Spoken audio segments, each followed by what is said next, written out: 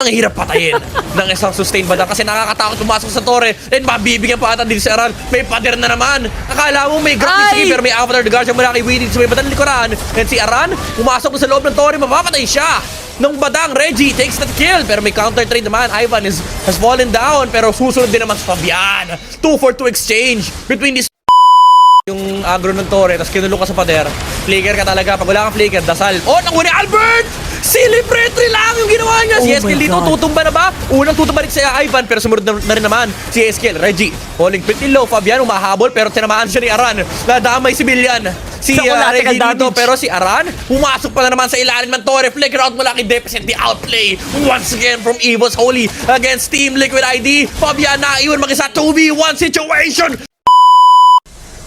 Actually, yung maganda, i-force kaya mag-repo. Here we go! Naku po, sinalubong nila si Erlan! And nakatakbo yung Iritel pero may implosion sa may batang likuran na pahamak si Eskel! And binagsakan siya ng Eternal Guard! And Eskel will fall down. Yung diversion pa, nagpasama dito sa Liquid ID. Albert nag-aharap ng potential target dito sa may batang likuran. And si Aran, sinusubukan labanan yung harapan. Pero nandun yung tulak mula kay Ivan. Pero makukuha niya naman yung kill. And si Erlan, naatang susunod flicker sa pack. Pero tinulak siya papalik ni Reggie! Play na sila. And here we go. Good substitute as well. And in case may high loss nga, pwede mo pagsabayan itong si Gatot Kacha. Alam mo, itong Gatot Kacha, medyo in-expect ko na. Oy! Share ko lang share ko lang. Marami nagtatanong kasi bakit marami Badang nagpipick ng again. Badang. Yung buff ni Badang, by the way, 2 patches ago pa. Okay? 2 patches ago. Ang nakaka-bad trip kasi dito kay Badang, binalik kasi yung tagal nung stun niya dati. 'Di ba sa advanced server tinanggal yung niyan? Tinanggal yung parang knockback combo.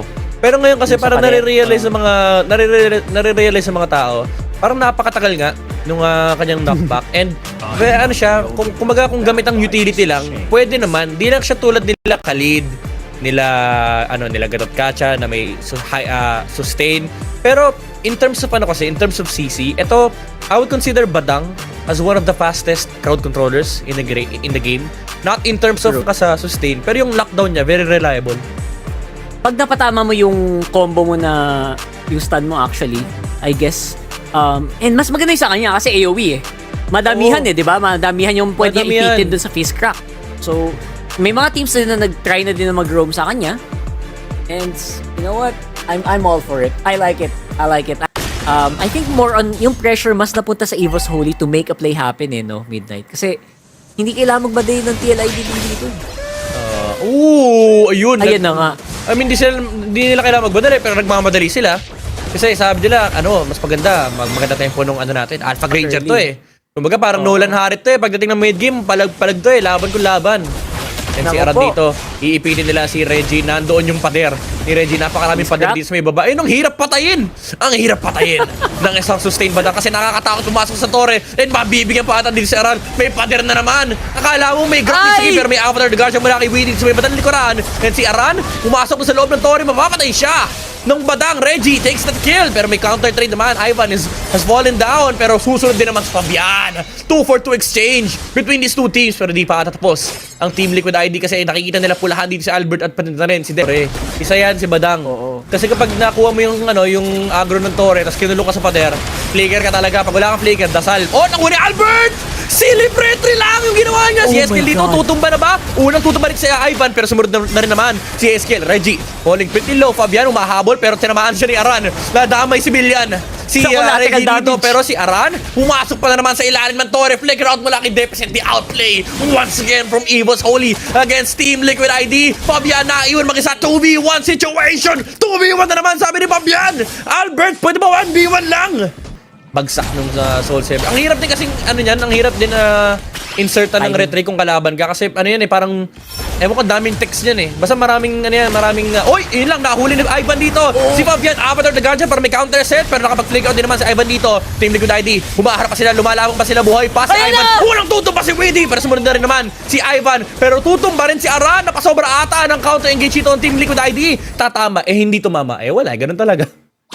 Actually, yung maganda, i-force kaya mag-repo. Here we go! Naku po, Tapos sinalubong nila si Erlan. And nakatakbo yung Iritel pero may implosion sa may batang likuran na pahamak si Yaeskel. And binagsakan siya ng Eternal Guard. And Yaeskel will fall Albert, down. Yung diversion pa, nagpasama dito sa Liquid ID. Albert naghaharap ng potential target dito sa may batang likuran. And si Aran, sinusubukan labanan yung harapan. Pero nandun yung tulak mula kay Ivan. Pero makukuha niya naman yung kill. And si Erlan, naatang susunod flicker sa pack. Pero tinulak siya pabalik ni Reggie. Hindi niya nakuha yung kill. Kay Erlan, outplay pa. Yung Iritel ay nabuhay pa.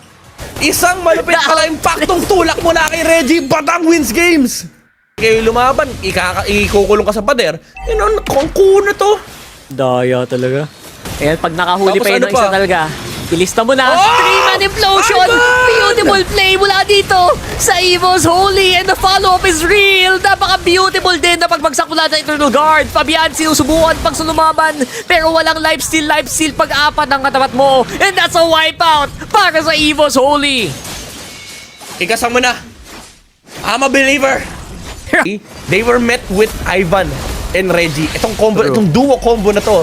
Yung talagang walang galawang jutsu na combo Oh, yan mula na. sa Evo's Holy. Ayan, walang galawan. Ayun, buti si Aran nakagalaw. Ayun, kaso, napasama yung talon! Dumobra! Ay! Doon sa may pandalikuran, tutumba na si Aran! Yung Liquid ID, ito na ata ang katapusan. Evo's Holy!